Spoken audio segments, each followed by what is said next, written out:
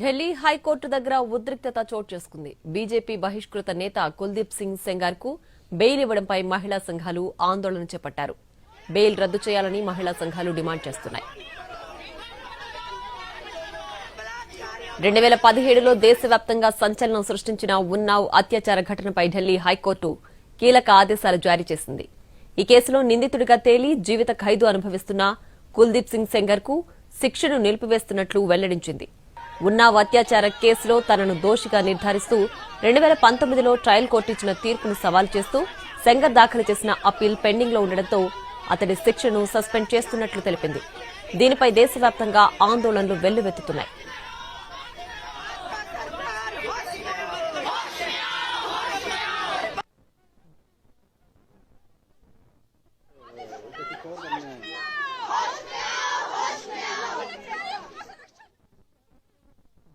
हम लोगों को बोलना चाहिए हाँ आप करो।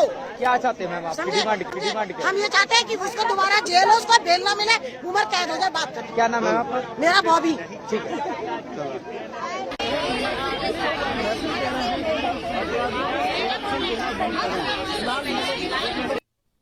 ఢిల్లీ హైకోర్టు దగ్గర ఉద్రిక్తత చోటు చేసుకుంది. బీజేపీ బహిష్కృత నేత కుల్దీప్ సింగ్ సెంగార్ కు బెయిల్ ఇవ్వడంపై మహిళా సంఘాలు ఆందోళన చేపట్టాయి. దీనికి సంబంధించి పూర్తి డీటెయిల్స్ మా ప్రతినిధి రాజు అందిస్తారు. రాజు, ప్రియా, ఏదైతే ఉన్నావ్ అత్యాచార ఘటనకు సంబంధించినటువంటి ఇందులో దోషిగా నిర్ధారణ అయినటువంటి మాజీ ఎమ్మెల్యే బీజేపీ బహిష్కృత నేత సింగార్ ఎవరైతే ఉన్నారో కుల్దీప్ సింగ్ సెంగార్, ఆయనకు మంగళవారం రోజున హైకోర్టు బెయిల్ మంజూరు చేసింది. వాస్తవానికి ఈ అత్యాచార ఘటనలో సింగార్ కు ఏకంగా జీవిత ఖైదు పడింది. కానీ దీనికి సంబంధించి సిబిఐకి సంబంధించినటువంటి అప్పీల్ కూడా హైకోర్టులో పెండింగ్ లో ఉన్నటువంటి క్రమంలోనే అతన్ని ఏ విధంగానైతే బెయిల్ ఇస్తూ హైకోర్టు ఆదేశాలు జారీ చేసింది. సో దీన్ని ఇప్పటికే ఈ అత్యాచార ఘటనలో సర్వైనటువంటి బాధితురాలు ఆమె కుటుంబ సభ్యులతో కలిసి గత 2-3 రోజులుగా ఢిల్లీలో ఆందోళన నిర్వహిస్తూనే ఉంది. ఈ క్రమంలోనే ఈ రోజు పెద్ద ఎత్తున మహిళా సంఘాలు ఢిల్లీ హైకోర్టు ముందు ఆందోళనకు దిగాయి.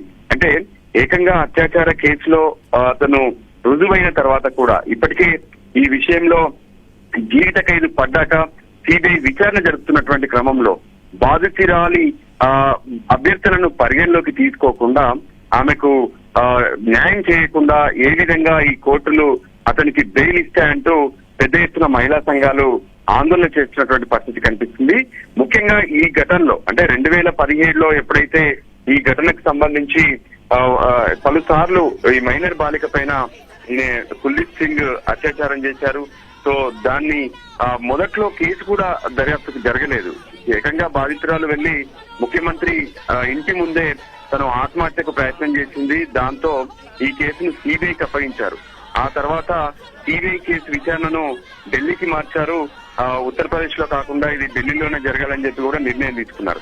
2019లో కుల్దీప్ సింగ్ కు ఏకంగా జీవిత ఖైదు పడింది. సో అప్పటి నుంచి జైల్లోనే ఉన్నారు. అయినప్పటికీ కూడా ఈ పరిస్థితులను తనను బయటికి వెళ్లేందుకు ఎప్పటికప్పుడు ప్రయత్నాలు చేస్తున్నారు. అందులో భాగంగానే ఇప్పుడు తాజాగా ఢిల్లీ హైకోర్టు ఈ ఆదేశాలు జారీ చేసింది. దాన్ని వ్యతిరేకిస్తూ ఇప్పటికే సిబిఐ సైతం సుప్రీంకోర్టును ఆశ్రయించేందుకు సిద్ధమవుతున్నారు. మరోవైపు బాధితురాలు ఎవరైతే ఉన్నారో బాధితురాలు ఆమె కుటుంబ సభ్యులు కూడా ఈ కేసులో సుప్రీంకోర్టులో హైకోర్టు ఆదేశాలను సవాలు చేసేందుకు సిద్ధమయ్యారు.